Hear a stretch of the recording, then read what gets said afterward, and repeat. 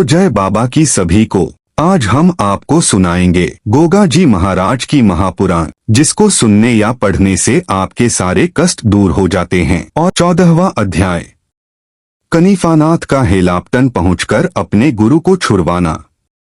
योगी जालंधर नाथ के कैद होने की किसी को कानो कान खबर नहीं हुई थी।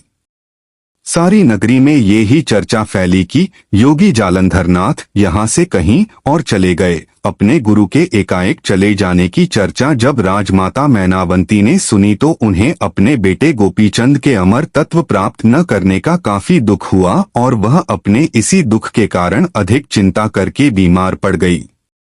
जब उनकी हालत बिगड़ गई तो राजा गोपीचंद को चिंता हुई कि क्या माताजी मेरा साथ छोड़ जाएंगी। वह घबराकर अपनी माता के महल में जा पहुंचे और मैनावंती के चरण पकड़कर बोले, हे मातेश्वरी, बीमारी का कारण क्या है? मुझे बताने की कृपा करें। अपने बेटे की वाणी सुनकर मैनावंती बोली, हे मेरे लाडले बेटे गोपीचंद, मैं तुझे अमृतत्व दिलाकर चिरंजीवी कराना चाहती थी, परंतु तुमने घर आए संत का आशीर्वाद भी प्राप्त नहीं किया। मुझे इसी बात का बहुत दुख है और यही दुख मेरी बीमारी का खास कारण है। गोपीचंद बोले, मातेश्वरी, मेरी समझ में आपकी बात बैठी नहीं।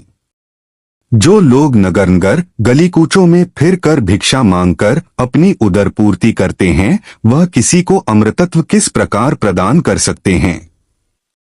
मुझे तो ऐसा लगता है कि तुम्हें योगी ने अपने मायाजाल में जकड़कर फांस लिया है, इसीलिए आप उसके गुणगान कर रही हैं। मैनावंती बोली, बेटा, ऐसी बात नहीं है।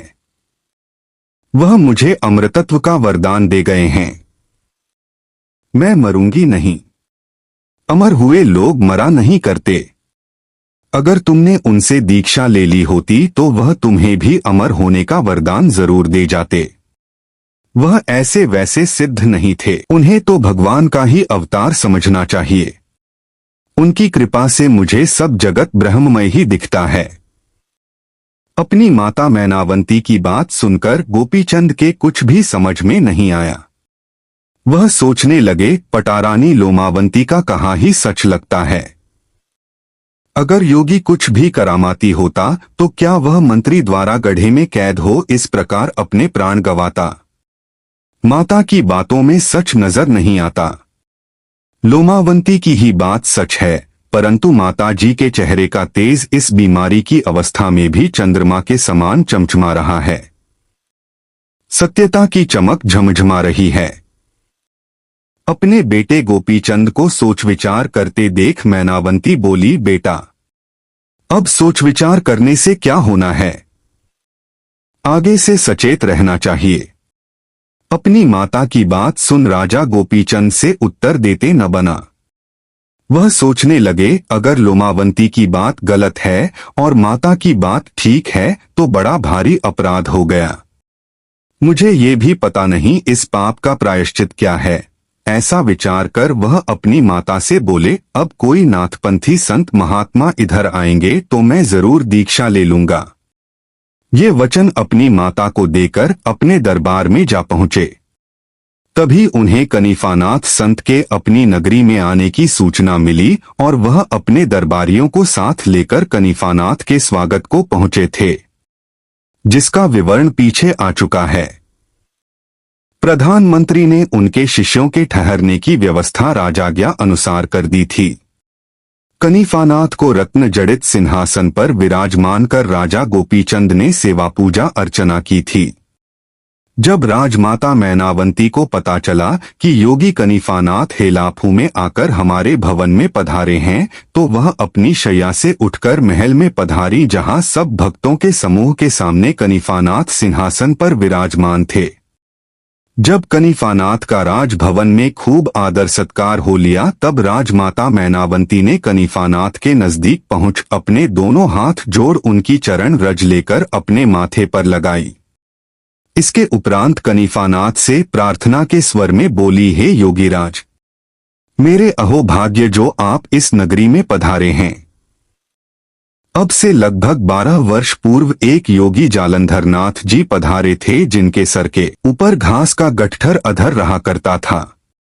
वह नित्य नियम से गऊओं को घास खिलाया करते थे।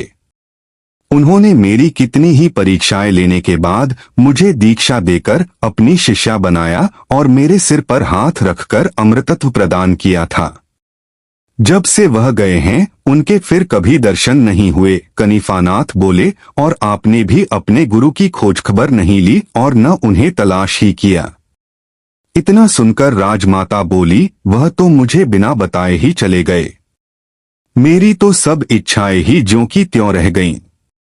मैं तो अपने बेटे को भी उनकी शरण में भेजकर अमृतत्व दिलवाती। राजमाता मैनावंती की बात सुनकर कनिफानाथ बोले, हे बहन मैनावंती, मेरे और आपके दोनों के गुरु जालंधर नाथ योगी हैं। वह अब भी तुम्हारे राज्य की सीमा में ही हैं। तब भी तुमने उनकी कोई खोज खबर नहीं ली और मैं गुरुजी को खोजता हुआ उनकी तलाश में तुम्हारी नगरी में आया हूं। राजा गोपीचंद वहीं पास में बैठे हुए थे। कनिफानाथ की बात सुनकर उनका चेहरा उतर गया, वह मुंह पीला पड़ गया।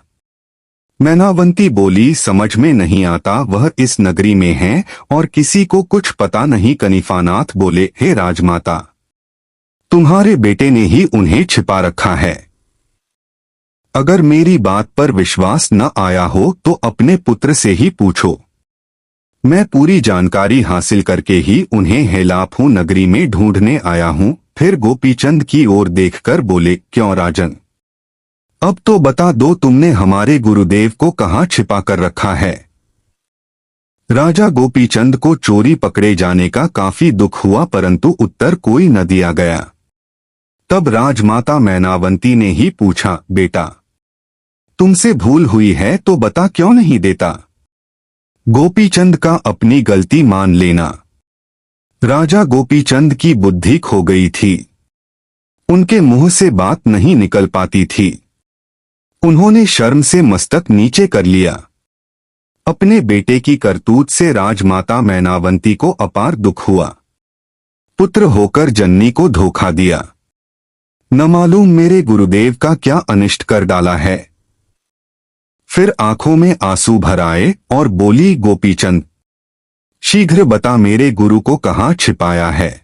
बेबस होकर राजा गोपीचंद ने सारा हाल बता दिया और गिड़गिड़ाकर कनिफानाथ के कदमों में अपना शीश झुकाया और प्रार्थना पूर्वक बोले, मुझसे जो बड़ा भारी अपराध हो गया है, मुझे उससे मुक्त कर क्षमा प्रदान करने की दया प्रदान करें। अपने बेटे के मुख से सारा हाल सुनकर रानी मैनावंती सन्नाटे में आ गई। उन्होंने अपना माथा पीट पीट कर दहाड़े मारकर रोना शुरू कर दिया। तब कनिफानाथ ने उन्हें तसल्ली देते हुए कहा, हे राजमाता मैनावंती, इतना घबराना बेकार है। मेरे गुरुदेव ने सैकड़ों मनुष्यों को अमृतत्व प्रदान किया है। उन्हें हानि पहुंचाने की शक्ति तो ब्रह्मा में भी नहीं है। वह जहां भी छिपे होंगे वहां आराम से रहकर अपना कार्य कर रहे होंगे। मैं उन्हें शीघ्र ही आप लोगों के सामने प्रकट कर दूंगा। मैनावंती बोली, परंतु मेरे इस पापी बेटे गोपीचंद के पाप किस तरह क्षमा कराओगे। रानी मैनावंती की बात सुनकर कनिफानाथ बोले, कुकर्म तो तुम्हारे बेटे ने ऐसा किया है कि मुझे ही उसको तथा इसके राजपाट को भस्म कर देना चाहिए, परंतु हम संतों का काम अनिष्ट करना नहीं है। क्षमा प्रदान करना ही संत की शान है। लेकिन गुरुजी क्या कर बैठें, मैं उनके मन की क्या कह सकता हूँ। कनिफानाथ की बात सुनकर राजमाता मैनावंती फिर फूट फूट कर रोने लगी और दोनों हाथ जोड़कर बोली, हे मेरे दयालु गुरु भाई, गुरुजी के क्रोध से इसे बचाने की कोई न कोई व्यवस्था जरूर करो, वरना इसकी 12 रानियां और 16 कन्याओं का जीवन नष्ट हो जाएगा। रानी मैनावंती के नम्र स्वभाव के कारण और अत्यंत विनय करने पर कनिफानाथ ने वचन दिया, मैं तुम्हारे बेटे की जान बचाने की भरपूर कोशिश करूंगा। कनिफानाथ ने राजा गोपीचंद के 5 पुतले उनकी ही आकृति के तैयार करवाए। तांबा, पीतल, सोना, चांदी और एल्यूमिनियम के ऐसे पुतले बनवाए कि दूर से देखने पर कोई भी हो उन्हें राजा गोपीचंद ही समझेगा। पांचों पुतले उसी स्थान पर रखवा दिए जहां जालंधर नाथ योगी गड्ढे में कैद थे।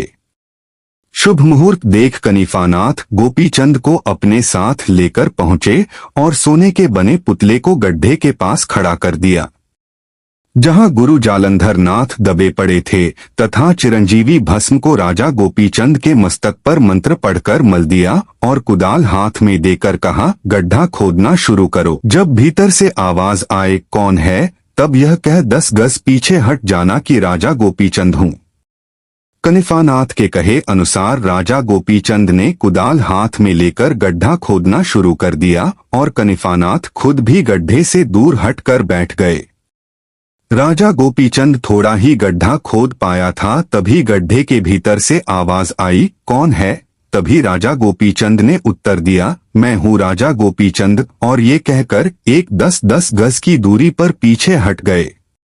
संत कनिफानाथ के कहे अनुसार गोपीचंद के हटते ही गड्ढे के भीतर से फिर आवाज आई, राजा गोपीचंद भस्म हो जाए। इतना कहते ही राजा गोपीचंद का सोने का पुतला जलकर तुरंत भस्म हो गया।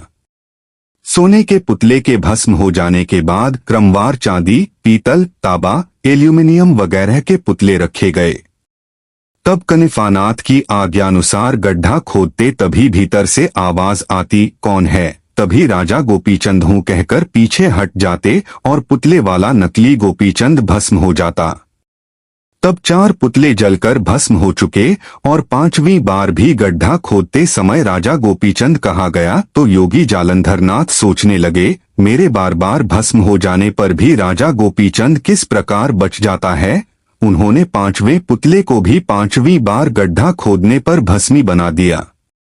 6ठी बार में गड्ढा खाली हो गया और जालंधर नाथ जी ऊपर निगाह उठाकर गोपीचंद को ठीक प्रकार देख भी न पाए थे कि कनिफानाथ ने आगे बढ़कर कहा, गुरुदेव की जय हो। आपका शिष्य कनिफानाथ आ गया है और गुरुदेव के चरणों में मेरा प्रणाम है। कनिफानाथ को आशीर्वाद देकर जालंधर नाथ बोले, तुम यहाँ आ गए, ये ठीक हुआ, पर राजा गोपीचंद भस्म होने से अब तक बचा हुआ है। कनिफानाथ बोले, मैंने इनकी माता मेनावंती जो आपकी शिष्या हैं, वचन दिया था कि गुरुजी के क्रोध से तेरे बेटे को बचाकर उसके अपराध क्षमा करा दूंगा। मैंने गोपीचंद के माथे पर चिरंजीवी भस्म मल दी थी और आपके श्राप से सोने, चांदी, पीतल वगैरह धातुओं के पुतले जो राजा गोपीचंद नामधारी थे, भस्म करा दिए। अब आप भी बहन मेनावंती के इस पुत्र को क्षमा कर दो। योगी जालंधर नाथ ने अपने शिष्य कनिफानाथ को आशीर्वाद दे उसकी बात मान ली और राजा गोपीचंद का अपराध क्षमा कर दिया। सब जनता ने योगीश्वर जालंधर नाथ की जय के नारे लगाए और राजा गोपीचंद व उनकी माता ने जालंधर नाथ योगी के चरणों में अपना मस्तक रख आशीर्वाद प्राप्त किया। तुरंत ही राजा गोपीचंद ने अपने प्रधानमंत्री को आज्ञा दी कि आप इन दोनों योगियों को अलग अलग बग्गियों में सवार कराकर बाजे गाजे के साथ राजमहल में ले चलो। इतना सुनते ही जनता में हर्षोल्लास की लहर दौड़ गई। दोनों योगियों की खूब खातिरदारी कर राजमाता मेनावंती ने अपने गुरु के चरणों में माथा रखकर अपने बेटे राजा गोपीचंद को दीक्षा दिलाई और योगी जालंधर नाथ का शिष्य बना दिया।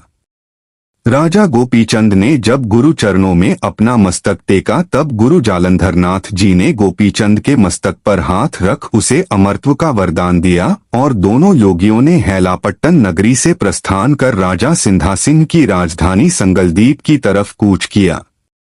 इति गोगा महापुराण 14वां अध्याय समाप्त। जय श्री गोगा जी महाराज। ऐसी ही वीडियो देखने के लिए हमारे YouTube चैनल को लाइक शेयर सब्सक्राइब जरूर करें।